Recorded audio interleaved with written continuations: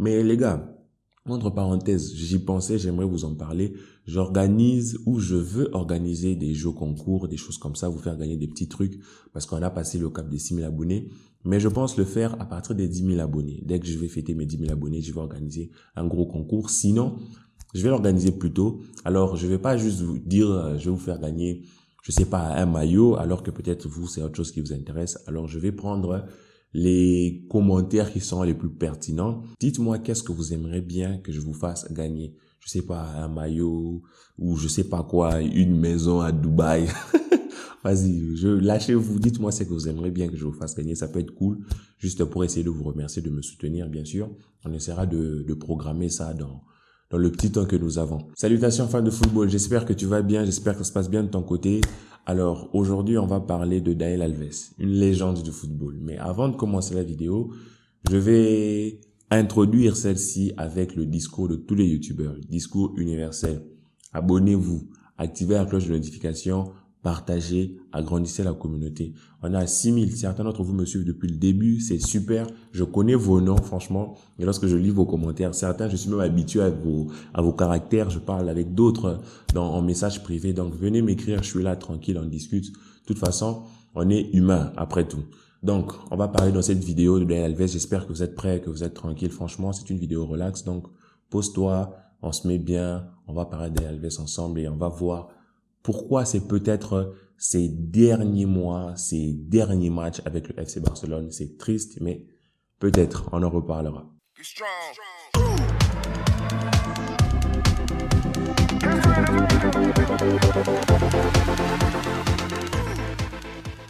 Alors Daniel Alves, le joueur le plus titré de l'histoire. Quel joueur! Il nous a fait vivre tellement de beaux moments.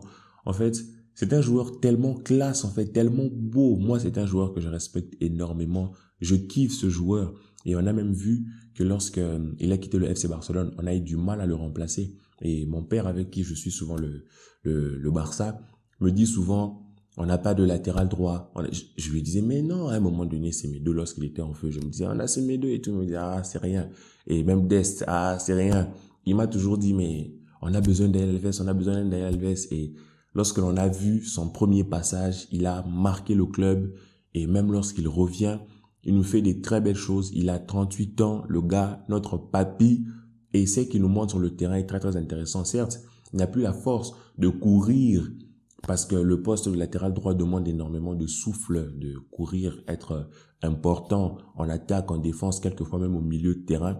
Et peut-être il n'a plus cette enveloppe pulmonaire, permettez-moi de l'appeler comme ça, mais franchement, qu'est-ce qui nous fait du bien? Pour un joueur de 38 ans, voir une légende comme ça fait du bien. Vous savez, c'est comme si Messi revenait au fait au Barça, même s'il revient à 40 ans. Quand tu vas le voir jouer, tu seras nostalgique. Tu vas se dire, mais c'est Messi, quoi. Et lorsqu'on le voit jouer, on se dit, c'est Daniel Alves, quoi. Il fait des trucs et tout. Il est toujours si fort dans ses passes, en fait. Il est toujours si millimétré. C'est Daniel Alves. Vous savez, c'est bizarre, hein. Lorsqu'il est revenu, qu'on l'a vu jouer, tout le monde est en train de dire, Daniel Alves est le meilleur latéral droit du Barça depuis qu'il a quitté le Barça. C'est-à-dire, il est revenu, il a fait quelques matchs et c'était déjà bon. On commençait à le faire jouer plusieurs matchs. On se disait même que, franchement, s'il tient physiquement, peut-être Dest est en danger. Je voyais même la presse dire Dest sera vendu, patati patata. Tellement Daniel Alves arrivait à nous faire du bien dans ce qu'il proposait. Maintenant, on est dans une autre réalité. Daniel Alves, on se rend pas compte, mais il a commencé ses premières saisons pro au Brésil, 2001-2002. Vous vous rendez compte? Donc, il a vu éclore des légendes comme Xavi qui aujourd'hui est son coach. Lorsque lui a commencé à jouer au football, en fait, il entendait peut-être parler déjà à côté d'un Xavi qui était en train de monter, d'un Iniesta qui était en train de monter. Il est passé à Séville, il arrive au FC Barcelone et il a tout explosé. Mais quelle génération! Franchement, pourquoi j'y pense? C'était trop beau. Bon, bref. Alors maintenant, il a 38 piges, les gars. 2001, il a commencé 2001, 2002. Franchement, sa longévité est juste énorme, en fait. Il a joué avec toutes les légendes du football. Maintenant, il joue avec la future génération et je suis sûr que lui, en tant que joueur, ça doit être un accomplissement énorme, en fait, de finir sa carrière au FC Barcelone. Maintenant, comme je vous l'ai dit, il a 38 ans. Le FC Barcelone réfléchit énormément à si on le garde ou si on ne le garde pas. Parce que vous savez, à cet âge-là, le FC Barcelone se dit, On va pas être dans un monde de bisounours. À un moment donné, il pourra plus courir. À un moment donné, même pour sa propre sécurité, il faudra pas compter sur lui. Donc, le FC Barcelone cherche déjà notre latéral droit, qui serait peut-être Mazraoui ou un autre. Donc, ce qui fait qu'on aurait Mazraoui et Dest. Alors, Daniel Alves, il n'aurait pas vraiment de rôle dans ça. Vous voyez, donc le club est en train de réfléchir à si on le libère ou non. C'est pas encore officiel. Je dis pas que ça sera bon, il va partir. Je dis pas ça, mais c'est très, très fort probable. Maintenant, moi, je suis rassuré quelque part du fait qu'il soit revenu pour repartir parce qu'il aura enfin la gloire qu'il mérite, les honneurs qu'il mérite. C'est comme Messi. Moi, j'aimerais pas que Messi finisse sa carrière sans se pointer au Barça. J'aimerais qu'il revienne même pour 6 mois. Je sais pas, même pour 2 mois, mais qu'il revienne, vous comprenez?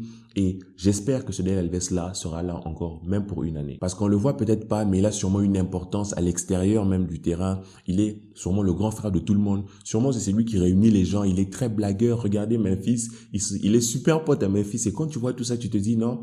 Franchement, Daniel Alves, c'est un type super facile à vivre. C'est un type qui te met bien, qui te met à l'aise. Donc, je pense que quelque part, si le club peut se le permettre, si le club a les finances, je pense qu'on n'est pas si fauché que ça. Il a un très, très petit salaire qu'on le garde encore pour une année. Même s'il ne joue pas, qu'il devienne, je sais pas, assistant ou quoi, mais j'aimerais tellement que ce Daniel Alves là reste encore, le voir fouiller encore la pelouse, ça serait très intéressant et moi, j'aimerais vraiment qu'il reste encore une année. Ça serait beau, parce que s'il devait partir cette saison, je sais pas, j'ai vraiment envie de le voir. Peut-être l'année prochaine, il se retire avec Busquets et Piqué. Vous voyez, ça serait tout un symbole, en fait,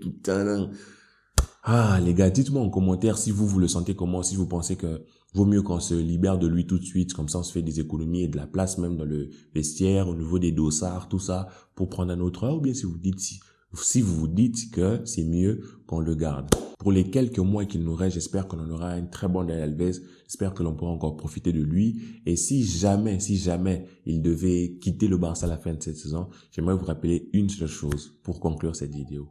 Les légendes sont éternelles.